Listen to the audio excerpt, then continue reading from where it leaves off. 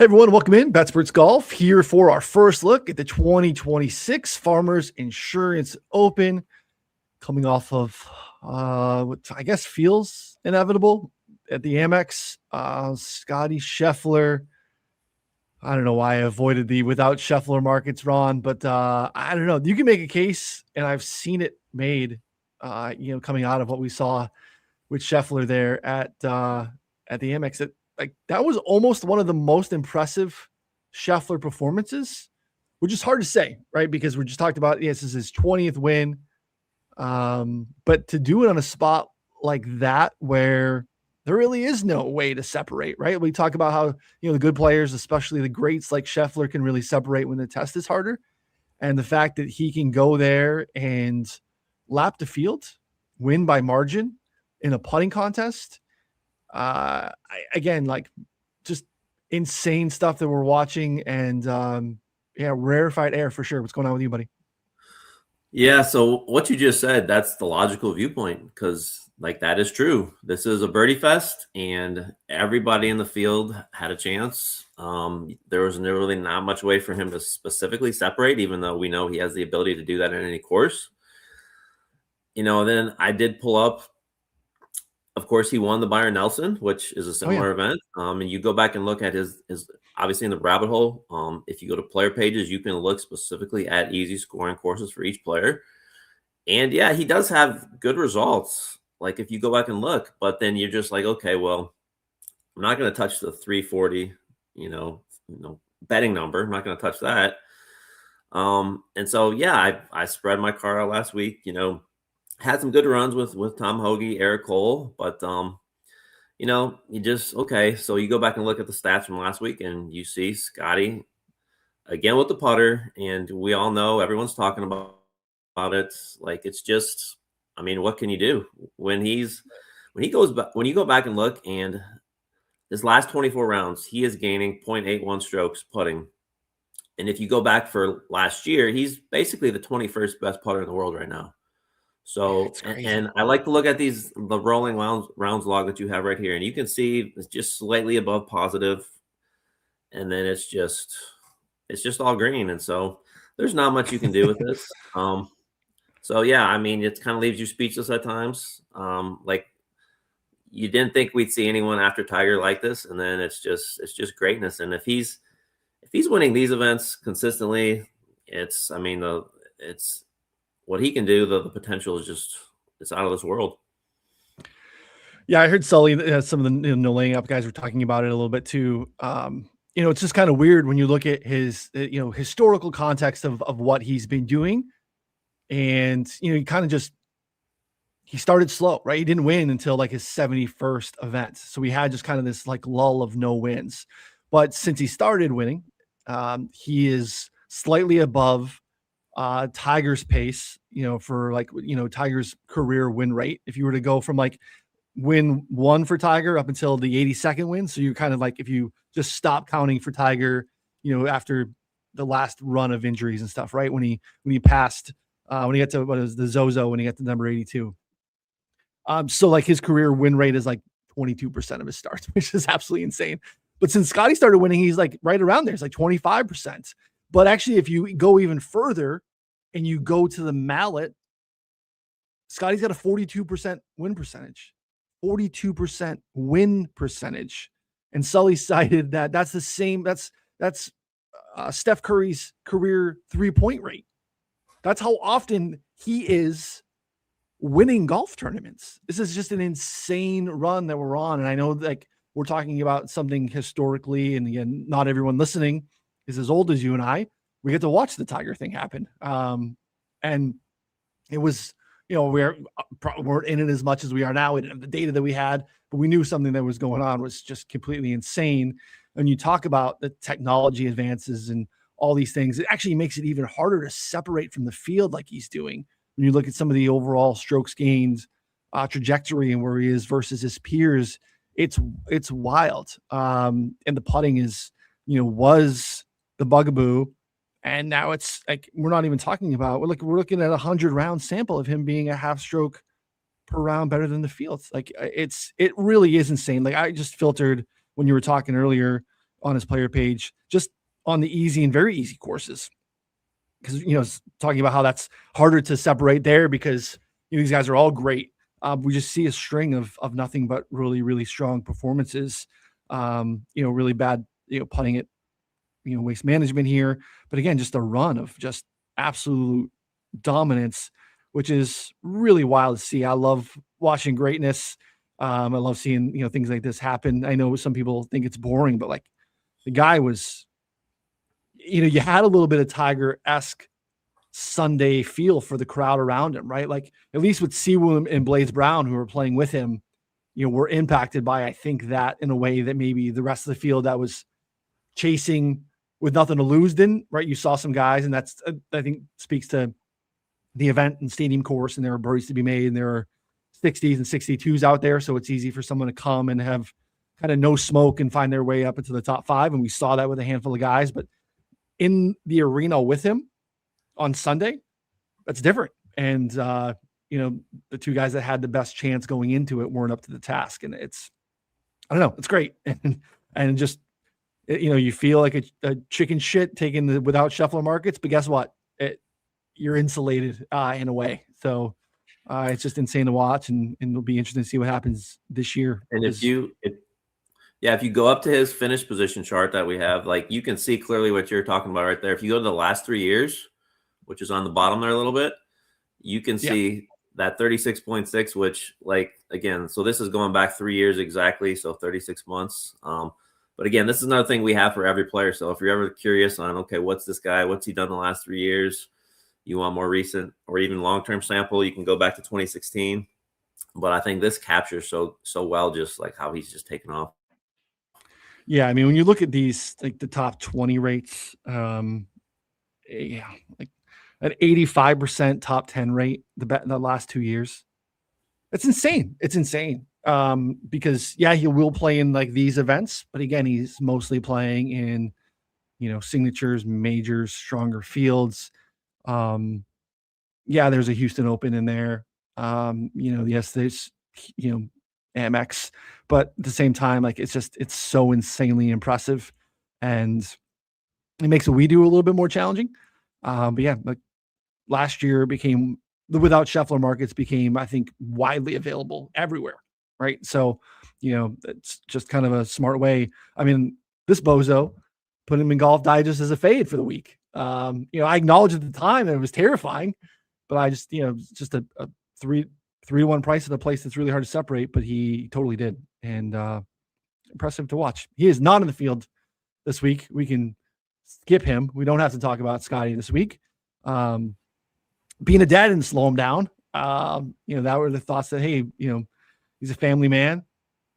He wants to be a family man. He seems to have some, interesting thoughts, which we get sometimes, and maybe you'll start to see that killer instinct slow down a little bit. No, not yet. So, feels inevitable, but not in the field this week for the Farmers Insurance Open, which is back to a normal Thursday through Sunday spot. We typically get this up against the conference championships in the NFL, which we did not get yesterday. So they get a normal Thursday start. We still have a course rotation situation, Ron. Not 3 courses, just the 2 on Thursday and Friday for the field. Most of the rounds, again, if you make the weekend, will be played on Torrey Pines South. But what is different again about last week comparatively is the 2 courses are very different. Whereas last week we had 3 courses that were very similar. North course, South course at Torrey Pines are a little bit different. Tell the listeners a little bit about what to expect. So only like you said, only the South course is going to be used on the weekend. So the North course plays much easier. It's also more tree lined, more protected from any windy conditions. The South course sits much closer to the Pacific Ocean. So obviously we're going to have some more weather effects in play there like we usually do. But basically we're going from a course last week where any type of player could win to a course this week where there's a definite specific player type that has a much higher chance of winning. And so just like, for example, last week, I was all over players like Eric Cole, Christian Bezuidenhout. This week on Torrey Pines, I'm not even considering them because, again, this is the longest course on tour. And then you also combine that with it is also the 5th most difficult course, averaging 1.08 strokes over par per round. So it's one where, you really have to be good off the tee when you look at some of the players that have won here. You kind of get a pretty definitive player type when you're talking guys like, Harris English, Max Homa, Luke List, Patrick Reed, Jason Day's won here a couple of times, John Rahm. So guys who are good off the tee, who have some length off the tee. Long iron play is going to be huge this week. We've got 33% of approaches from 200 plus yards. And you combine that with small greens. So this is kind of one of those courses. Obviously, they've had the U.S. Open here, but it's a course where you need to have every club in the bag working. You're going to miss greens. You're going to miss fairways. You're going to have to scramble. And then you have the putting, which basically looking at the data inside of 15 feet, this is the toughest putting course on tour. It gets a little easier outside 15 feet, but like we've got guys good putters who routinely miss 5-footers here. It's just really tricky. The POA greens, obviously we're getting into, this is the actual bumpy POA, especially in the afternoon. So again, certain guys, I think Max Homa comes to mind, guys who have kind of mastered these greens, but there's a whole lot of guys who really struggle on POA, even some good putters. So that's also worth taking a look at this week. It is a tilting event to watch, and your guy throws a dart from 200 plus, and you feel like you got a really good birdie look, and doesn't even scare the hole. You'll find this often here. Definitely very different, especially when you kind of put it in the backdrop of what we're coming off of, right? Like Sony is not necessarily, Walleye is not necessarily easy. It's just short, and you can get some low scores if the weather is down. And then obviously last week at Stadium Course and American Express, birdies all over the place. Scoring is a lot more difficult here. Let's look at actually the putting range stuff that you're talking about here. This is actually just looking at the South Course. And you can see how different that is compared to a standard PGA Tour event. 5% last year. Sizable gap of difference compared to what we typically see from a make percentage. You can obviously see it here a little bit more in the putting section when you break it down comparatively. A lot of red, a lot of big bright red, a lot of minus numbers here. It's challenging. You see 3-putt percentage up significantly, less than 2% or less than 3% over the last 5 years, and we're over 4, almost 4.2% here over the last 5 years at Torrey South. So it is a track that we've hosted U.S. Opens on. It will not be set up like a U.S. Open, but they did keep the tees basically in a bunch of spots from the last time we were here when Rahm won. I think that was 21. Oh, no, 21. I'm sorry. Which is painful. Still painful as someone holding a pretty big Louis ticket as he sent one over the cliff there, I think on 17. So, very difficult golf course. And like you said, what's interesting here is we do have listed, because again, we played here twice last year. So we actually have a bigger sample of events being held last year because of the wildfires in California. The Genesis had to pivot from Riviera and come here just on Torrey South. So it shows up a little bit here in the data. You can see looking at the past leaderboard. But again, it actually just helps with our sample, which I think is interesting too. It wasn't held at a way different time of the year. It's just held 2 weeks later, basically. So, you have a bunch of early season sample of how this course continues to play. And I think more data is good. Right? I mean, nothing wrong with more data. Yeah. And again, I love this new feature we have where you can, like Harris English, you can go in and look at the strokes gained and kind of see, who did what and, how they got to the top that week. And, I think Sam Stevens, I seen his name pop up here, Andrew Novak. Andrew Novak was never made the cut at the American Express. He was so close last week, and then he kind of faltered down the stretch. And, he's a guy that I think is very interesting. And Sam Stevens is in this boat too, where both of them have been very public about saying they prefer tough golf courses. Andrew Novak does not like birdie fests, and you seen him there again last week. Didn't make the cut, but I think, you can see the evidence here. Finished third here last year. I think this is definitely more of his type of course. And like I said earlier, there's just definite guys who just kind of rise to the top of the board for me this week, just based on their, overall skill set. And of course we can dig into the, difficult scoring conditions and who plays well on those courses as well. Yeah, it's important. Decent field, not a great field, but a decent field. Xander's in the field. This is a You'll hear it a million times. Basically, a home game for him. Of course, he's played on a ton as a San Diego kid. Has not got over the hump, but obviously is a really good fit here. Cam Young is in the field. JJ Spawn, Rose, Ludwig, assuming he's healthy. He withdrew. This is the time of year where Ludwig likes to withdraw. Apparently, gets sick. Obviously, in January, happened here last year after a solid opening round, and tried to he gutted it out. He didn't withdraw, but got sick and was thrown up on course. And obviously, what's really interesting that we're all excited to see is we have the return of Brooks Koepka.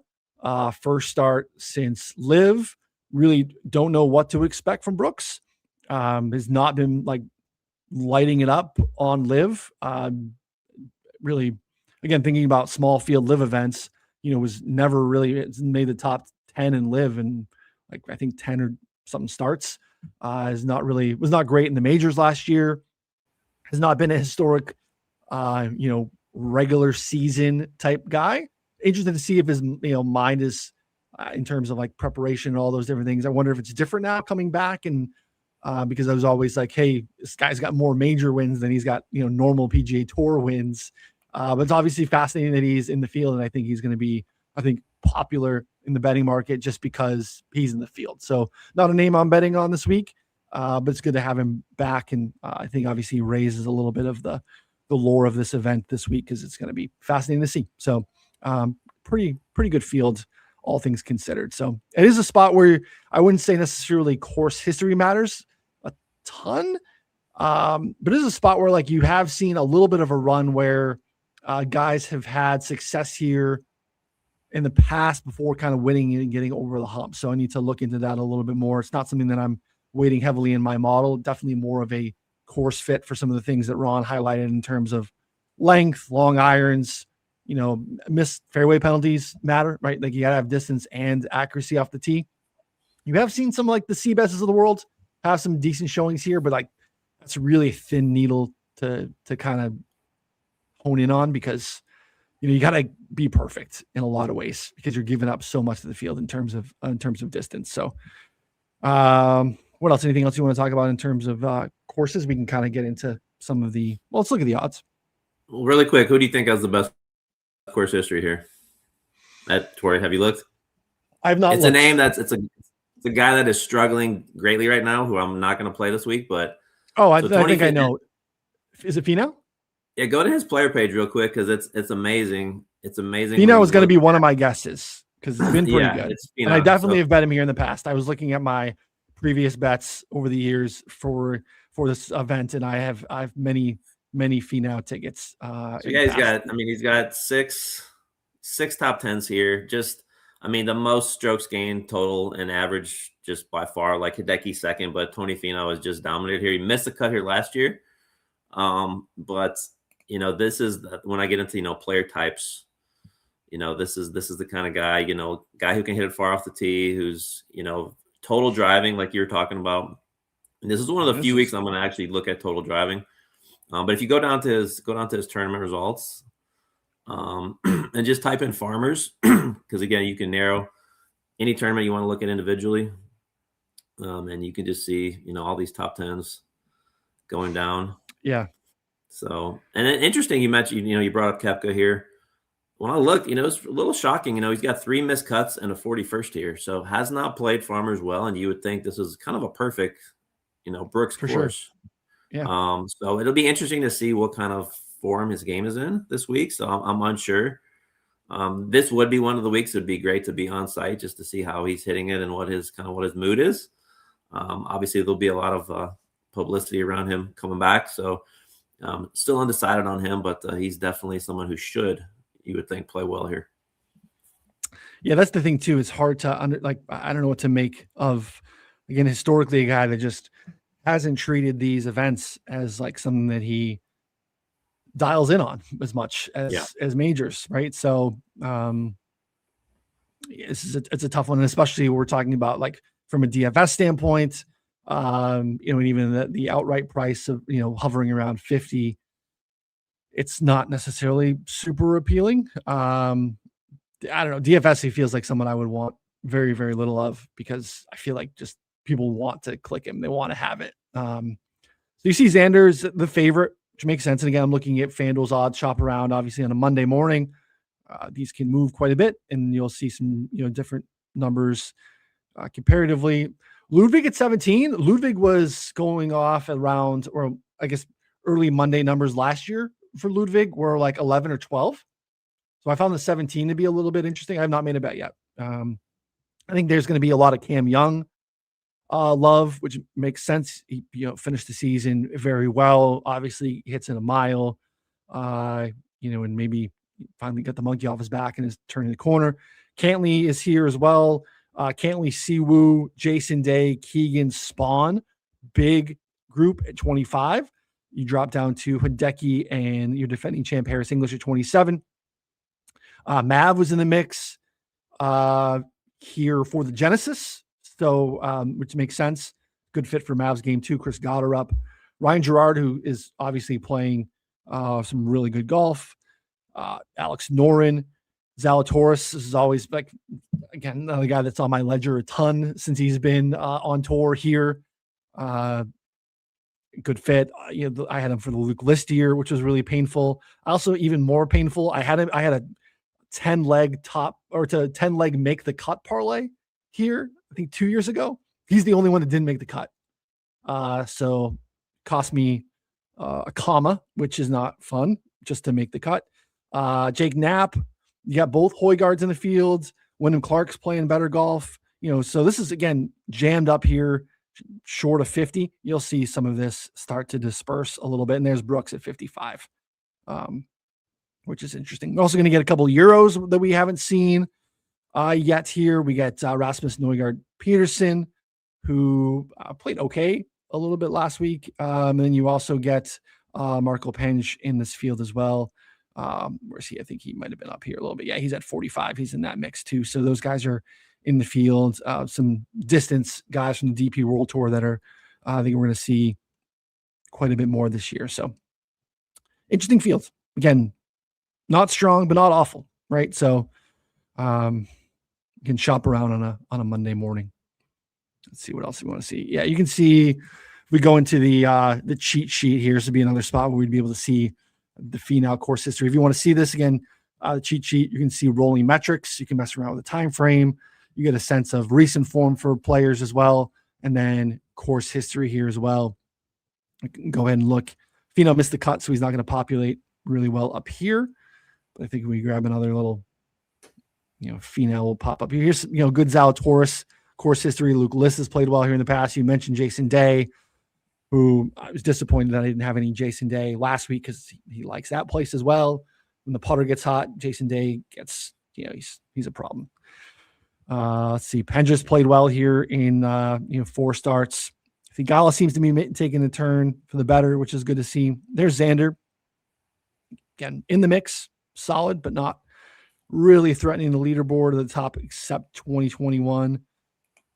I guess it's been a while here since we've got anything on the Finau, but yeah, it's a triple digit number, which is definitely interesting. But there you go. A couple of cuts mixed in with a bunch of top 20s and stuff. So again, you can use this if you kind of want to get just a one-stop shop of what to expect. What else do you want to highlight? You want to go through and look at difficult scoring conditions, anything in the leaderboard? Oh, we got a question here, Mr. Sam. Any thoughts on Pearson Coody? So I think Pat's on Pearson Coody. Yeah, I think it's a great course for him off the tee. That's his strength. And so I think this is a course he can shine on. The one name I keep coming back to that I like, you almost have to pay so close attention to this guy now is Chris Goddard. The Scottish Open at Renaissance Club, coastal course, not totally similar to Torrey Pines here, but this is another just a great course fit for Goddard. And, especially if the wind kicks up a little bit, Sure. Again, you don't compare it. Sony, Wiley and Torrey, they're not really similar at all, but like he's proven he can win at all these different types of courses. And so, he's a guy, like, I'm just not going to underestimate him anymore. Like, I'm going to consider him every week, especially on tracks like this. Yeah, can bomb in a mile.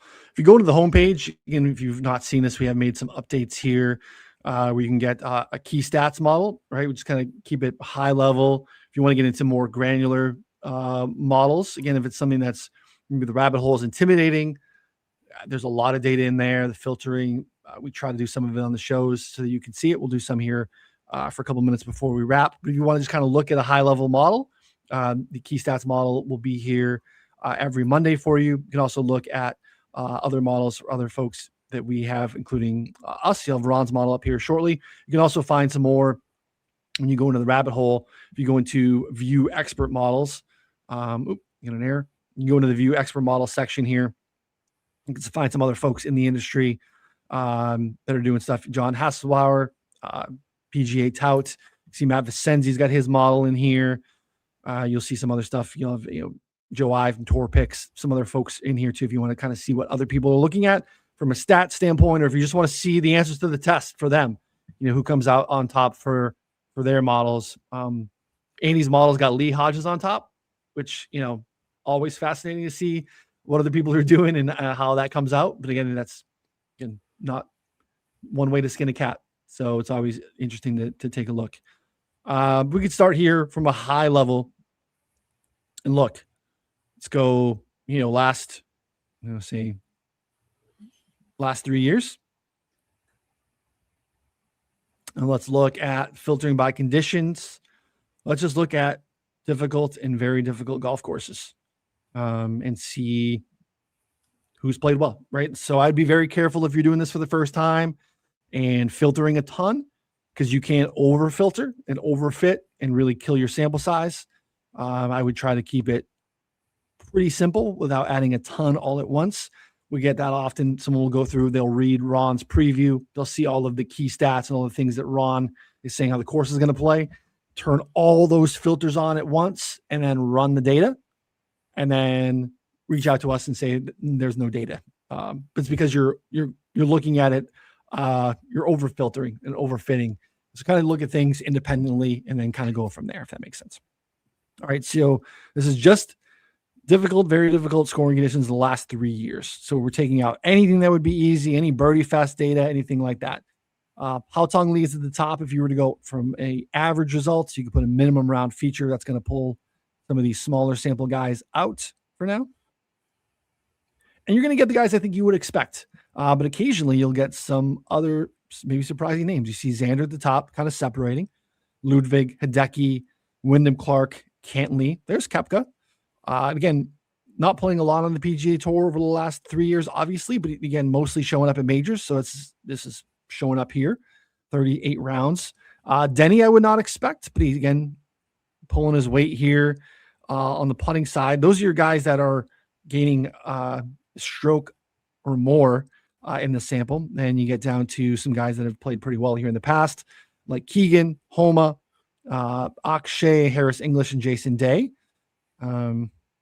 Mac Meisner here, there's a name that should surprise us a little bit. He's playing pretty good golf, but not necessarily of class of the guys here. There's Finau, Rye Mitchell here. Seabez, again, we didn't look at long, but if you were to look at long, that maybe that pulls Seabez out. Anything surprise you here? Yeah, I just think the Danny McCarthy thing, I think he's kind of in that group. He played well here last year. Like with an Andrew Novak. Yeah. And, he's another guy who said he loves tougher conditions. And so, you would think a course this long wouldn't fit him, but the way he can scramble and putt, I think kind of saves him on any type of course. And so he's an interesting name. And yeah, I like to do what you're doing right here is look at the flip side, see kind of, see some guys on here. Cam Davis is obviously he's not playing well right now at all, but when he does play well, it's usually on shorter courses anyways. And so you can see clear evidence here that he does not, even though he is a bigger hitter, he still does not perform well in these longer courses. And, even a guy like Luke List, who won here, he's a guy who's just been so inconsistent lately. He's not even playing regularly on the tour anymore.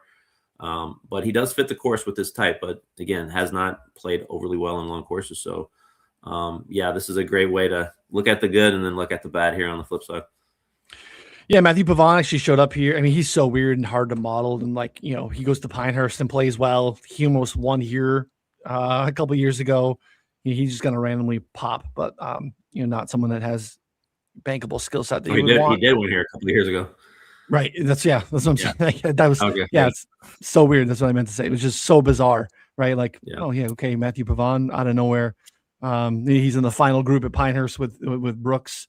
With Bryson. Just hard to make up from down there. But again, not someone who typically profiles on very difficult golf courses. But Pot Geeter, smaller sample. I know Knapp was popular here last year.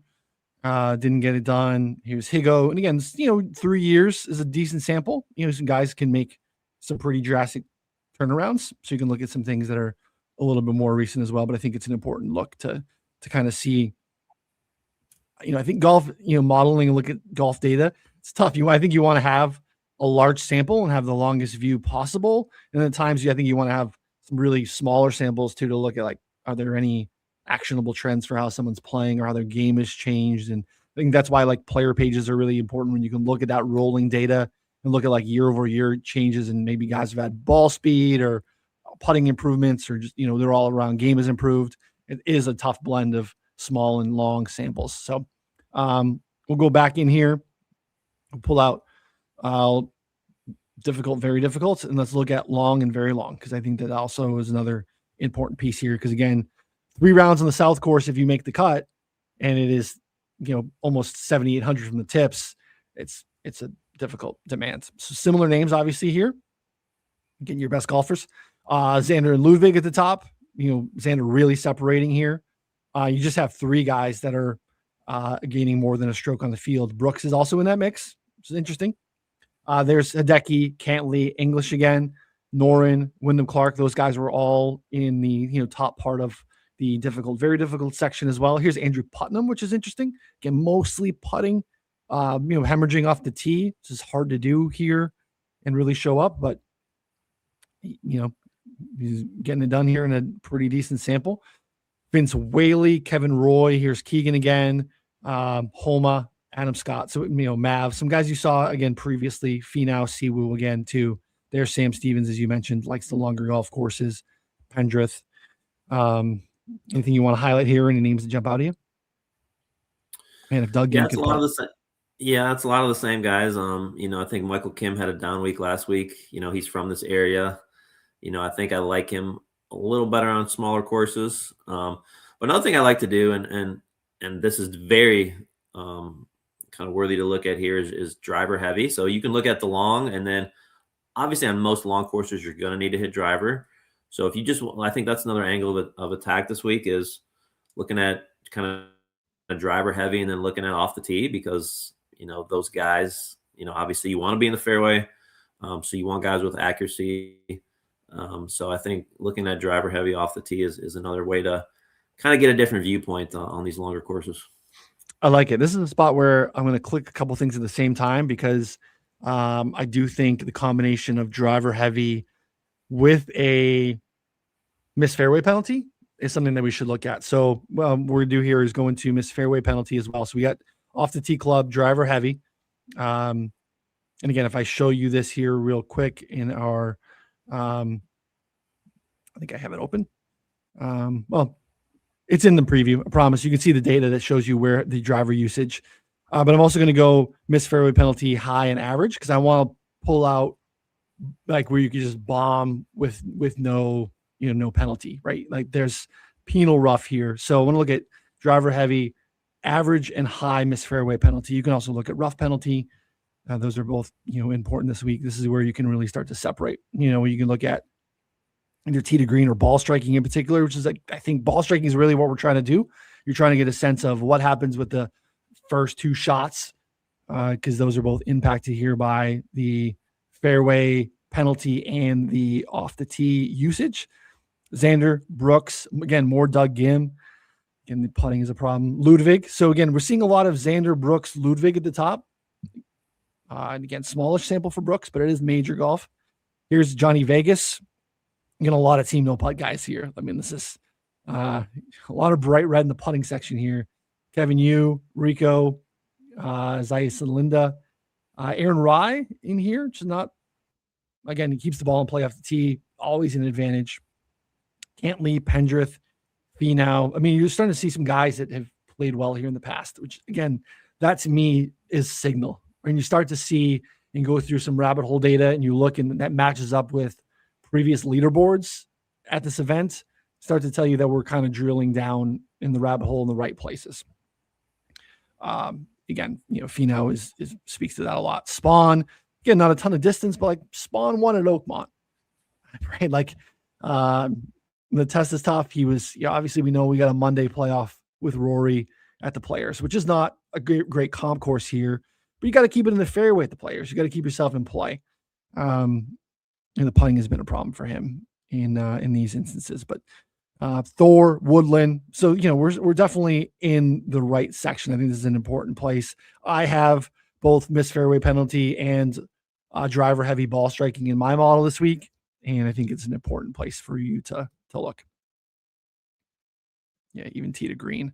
You're going to start to see some of these similar names.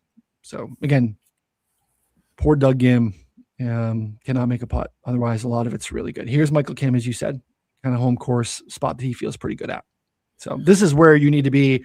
This is how you need to use the rabbit hole versus looking at, again, rolling strokes gain data on Data Golf or PGA website. It's part of it. It's useful, but you're going to have some blind spots, and it's why the rabbit hole is what it is. Yeah, let's look at around the green here, because I want to show people go back to the course page, the Torrey Pines South page, and if you go down to the course metrics section, keep going a little higher, and then go to around the green. So we added in basically how often each player at each course, how often they're actually hitting from the rough compared to the short grass, compared to the bunkers. And so if you look at arc shot percentage from the rough, you can see here it's 40%. It's higher than the PGA average. If you look at from the short grass, it's only 30%. So you're talking about a good 25% drop. And then if you look at, sand save, it's a little higher than average as well. So, but for me, you have this 4-inch, this thick, ryegrass rough surrounding these greens. There's not as many, short grass fairway shots here from around the green. So I'm going to take this information and I'm going to go, back into the rabbit hole. And, we have all these around the green filters where you can actually kind of go and dig in and see, okay, how do players perform when, and I forgot to show you on the other page is that the rough, it is harder, much harder than average to hit from the rough here when you're scrambling. And so, I'm going to go and I'm going to, if you go to, you can use these charts too. That's the short grass. I think the next one will show from the rough. I had to separate these to get them on the screen in the right size, but yeah. So yeah, you can see just per shot. So I have it narrowed down. Strokes gained around the green per shot it's almost 0.03. You're losing strokes with every shot, and so one of the most difficult on tour to scramble from the rough. And so, like I was saying, I'm going to take this information. I'm going to go back into the rabbit hole, and I'm going to filter for courses that have it's difficult to scramble from the rough.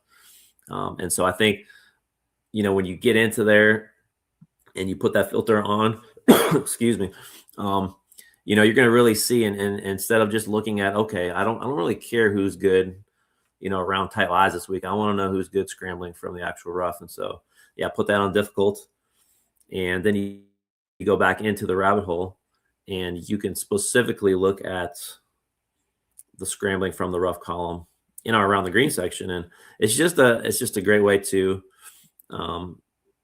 narrow down, the types of players who, again, like we always say, we're trying to actually recreate the conditions.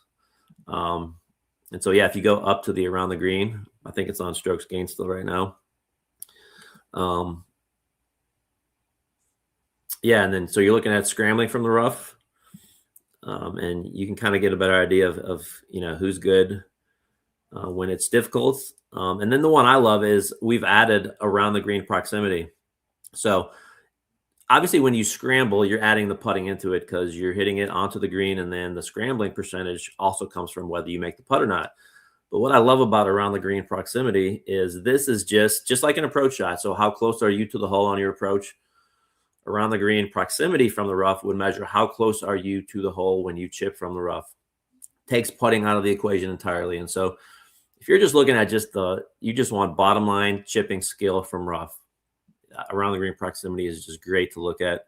Obviously, we got some small sample size guys in there, but yeah, you think of a guy like Mackenzie Hughes, that is the strength of his game. He's one of the magic beans guys who can just hit these shots, from thick rough. And so he's popped here. He's had some to, decent finishes. I can't remember if it's, a bunch of them, but I know that there's been whether first round leader, I remember we've had decent, Mac Hughes showings here, which is, again, trying to recreate the conditions is great. Yeah, there he is at the top.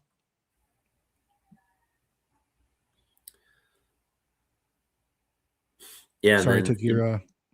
Oh no, you're good. You're good. And then I think if you go back to scrambling, you're going to see scrambling from the rough. I think when I looked yesterday, Hideki was up there. So I think Hideki's actually putted pretty decent here. This does obviously, when it gets this difficult, there's different ways to look at it. Does it level the playing field on the greens? Obviously we know he's not the best putter. But yeah, there he is, number 4. Yeah. It's interesting top group. Here's Goddard up. It's good for Goddard up. Putting, it looks like it's done a lot of the heavy lifting because he's around the green. Proximity from the rough has been not great. But putting is doing it there for him. Higo, Mac Hughes, Mac Meisner, Hideki, Matt Wallace are your best scrambling rough players over the last 2 years when the rough scrambling is difficult. So, yeah, definitely, again, great feature. Just looking randomly around the green because you have long proximity and you have, just small-ish greens in terms of, especially from the distance, just harder to hit from further out. If you're looking at just random around the green stuff, you're not really getting a true story because you're getting more short grass data in there if you're not filtering out for the thick stuff that we have here. So again, great usage, great call out here. Matt Wallace is an interesting name.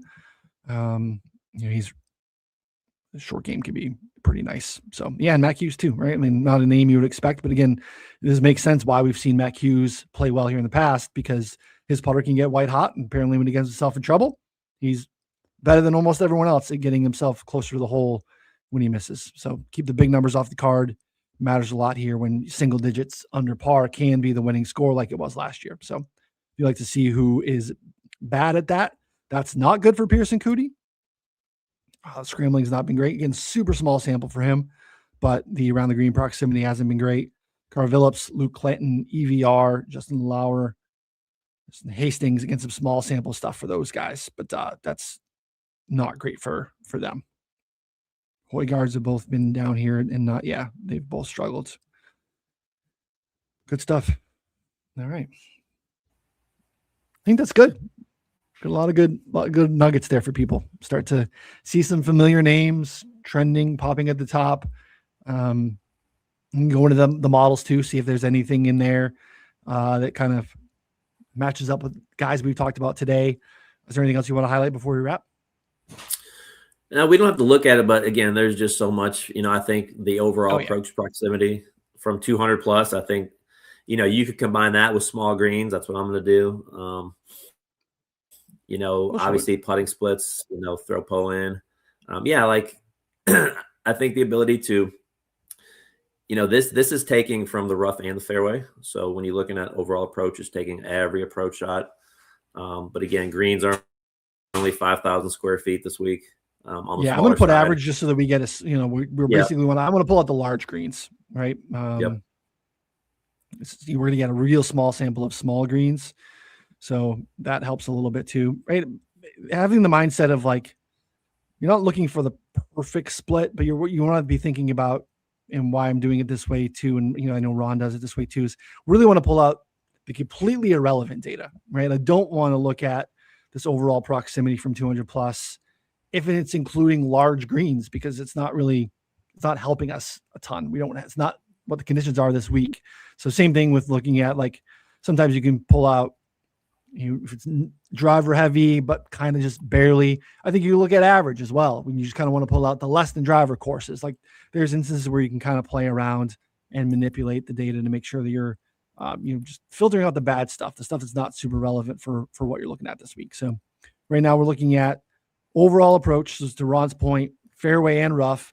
We're looking at small and average greens, 200 plus, because we got a lot of them this week. So let's see. Yeah, small sample. Let's pull out some of the other. Maybe we'll bump it up to 16 rounds. Sadier is a pretty small sample, but looked pretty good there. Looks like we got Hideki. Nope. Ludwig at the top. Luke Clanton, Neil Shipley. The kids who are both pretty competitive at Pinehurst. Long course, long approaches. Kevin Roy, Maddie Schmidt, Chandler Phillips, Chris Ventura, who was in the mix last year here. There's Brooks, just makes the cut on sample. Thor Bjornsson, Adam Scott, Siwoo Kim, all doing pretty well there. There's more Keith Mitchell, Velamaki, Matt McCarty's playing good golf. Guys that have struggled here on the proximity. Aaron Rise. Aaron, I miss you, Aaron. Glad you're back. Hostler, Camilo Villegas, Sneds, Gordon Sargent, Peter Minotti. There's Mac Hughes, who's making work for himself, but he's figuring it out. Doing all right. Anything jump out to you?